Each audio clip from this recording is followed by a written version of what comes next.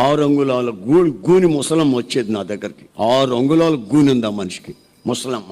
ఇప్పుడు రేపు చచ్చేటట్టు ఉంది. వచ్చింది 4 వారాలు వచ్చింది, 5వ వారం రాలేదండి. ఒక రోజు బస్ స్టాండ్లో కనబడింది. ఏంటమ్మా ముసలమ్మ రావటం లేదన్నా. మాకు నీ సంఘంలో గుర్తింపు ఎక్కడదండి. ఏమయ్యా, మీ చర్చిలోకి వస్తే మేము కూర్చోవాలా, మీరు చెప్తా ఉంటాం, మేము వినాలా.